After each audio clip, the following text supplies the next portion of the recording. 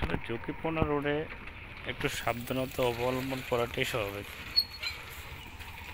এত লোড নিয়ে এই রাস্তা পুরোটাই ব্লক তো হয়েছেই, আরও কত মৃত্যু ঝুঁকি রয়ে যায়।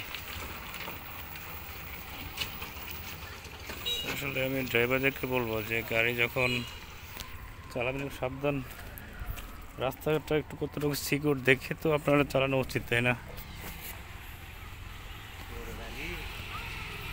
এত বড় গাড়ি তো আবার লোডও তো একটু আবার লোড, দেখেন কি অবস্থা।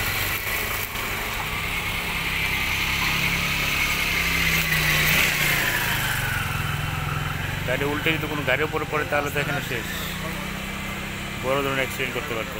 ড্রাইভার কি আপনি? এই যে দেখেন এত বড় লোড নিয়ে আপনারা যে গাড়িতে আসছেন, তাহলে আপনি দেখেন না যে আপনার লোড নিয়েছে ওভার লোড, গাড়ি উল্টাইলে তো আরও গাড়ির উপরে পড়লে তো সব শেষ, এখানে তো বড় ধরনের দুর্ঘটনা করতে পারতো।